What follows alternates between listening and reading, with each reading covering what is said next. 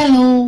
അശ്വിൻ ഓഫീസിൽ പോകുന്നതിന് മുമ്പ് രാമേട്ടനെ വിളിച്ച് പറയുന്നുണ്ട്, ഈ റൂമിൽ ആര് കയറുന്നോ ആ വിവരം എന്നെ അറിയിക്കണം എന്നിങ്ങനെ രാമേട്ടൻ പറയുമ്പോൾ ശരി ഞാനേ ഡോറ് ക്ലോസ് ചെയ്തോളാം, പൂട്ടിയിട്ട് പോയിക്കോളാം എന്നിങ്ങനെ അശ്വിനോട് പറയുമ്പോൾ അശ്വൻ പറയുന്നുണ്ട്, ഡോറ് പൂട്ടിയാലും ഇവിടെ ക്ലീൻ ചെയ്യാൻ ആരെങ്കിലും കയറുമല്ലോ, ആ വിവരം എന്നെ അപ്പോൾ തന്നെ അറിയിക്കണം എന്നിങ്ങനെ പറയുകയാണ്.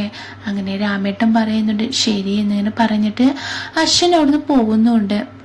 അങ്ങനെ ശ്രുതി അശ്വന്റെ വീട്ടിലേക്ക് ഡോറിന്റെ അടുത്ത് നിന്നിട്ട് ശ്രുതി പറയുന്നുണ്ട്, എൻ്റെ കുട്ടി കൃഷ്ണ, ഇന്നത്തെ ദിവസം നല്ല ദിവസമായിരിക്കണം, ആ കടലമുട്ടായിയെ എൻ്റെ മുന്നിൽ കൊണ്ട് നിർത്തരുത് എന്നിങ്ങനെ പറഞ്ഞുകൊണ്ടിരിക്കുമ്പോഴാണ് അശ്വൻ വന്ന് ഡോറ് തുറന്ന് ശ്രുതിയുടെ മുന്നിൽ നിൽക്കുന്ന ഇതെല്ലാം അശ്വൻ കേൾക്കുന്നുണ്ട്. അശ്വന് ദേഷ്യം വന്ന് ശ്രുതിയെ ഇങ്ങനെ നോക്കുന്നുണ്ട്. അങ്ങനെ ശ്രുതി ഇങ്ങനെ പ്രാർത്ഥിച്ചുകൊണ്ടിരിക്കുമ്പോൾ അശ്വന് അവിടുന്ന് ദേഷ്യം വന്ന് പോകുമ്പോഴാണ് പെട്ടെന്ന് ശ്രുതി അശ്വനെ കാണുന്നത്.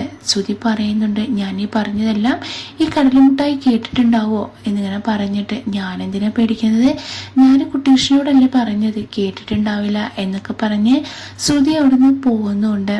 അങ്ങനെ ശ്രുതി അശ്വന്റെ റൂമിലേക്ക് വന്ന് ഒരു ഫയൽ എടുത്തിട്ട് അവിടെ വന്ന് നിന്നിട്ട് ഇങ്ങനെ പേടിച്ച് പതുങ്ങി ഇങ്ങനെ വരുമ്പോഴാണ് ശ്രുതി പെട്ടെന്ന് ചിന്തിക്കുന്നത്, ഞാൻ എന്താ ഇങ്ങനെ പേടിച്ച് പതുങ്ങി വരുന്നത്, ആ കടലമുട്ടായി ഇവിടെ ഇല്ലല്ലോ, പിന്നെ എന്തിനാ ഞാൻ പേടിക്കുന്നത് എന്നൊക്കെ പറഞ്ഞ് ഫയൽ അവിടെ എടുത്തു വെച്ച് ശ്രുതി തിരിഞ്ഞു നോക്കുമ്പോഴാണ് അശ്വിനെ കാണുന്നത്. പെട്ടെന്ന് തന്നെ ശ്രുതി ഞെട്ടി നിൽക്കുന്നുണ്ട്. എന്നിട്ട് അശ്വിൻ ചോദിക്കുന്നുണ്ട്, നീ എന്താ എൻ്റെ റൂമിൽ, നിനക്കെന്താ ഇവിടെ പണി എന്നിങ്ങനെ ചോദിക്കുമ്പോൾ മെല്ലെ മെല്ലെ പതുങ്ങിയ ശ്രുതി അവിടുന്ന് സ്കൂട്ടാവാൻ നോക്കുമ്പോൾ അശ്വിൻ പിടിച്ചു നിർത്തുകയാണ്. എന്നിട്ട് ചോദിക്കുന്നുണ്ട്, നിനക്കെന്താ ഇവിടെ പണി, ഇങ്ങനെ കള്ളത്തരമായി ജീവിക്കുന്ന നീ എന്തിനാ എൻ്റെ റൂമിൽ കയറിയത്, മറ്റുള്ളവരെ മയക്കി ഫ്രോഡാക്കി ജീവിക്കുന്ന നിന്നെ പോലത്തെ ഒരുപാട് പേര് ഉണ്ട് എന്നൊക്കെ ഇങ്ങനെ ശ്രുതിയോട് പറയുമ്പോൾ ശ്രുതി പറയുന്നുണ്ട്, കുറച്ച് മാന്യമായി സംസാരിക്കണം സർ എന്നൊക്കെ പറയുമ്പോൾ അശ്വൻ ദേഷ്യപ്പെടുകയാണ്. ഇത് കേട്ട് ശ്രുതി ആകെ ഞെട്ടി നിൽക്കുന്നുണ്ട്.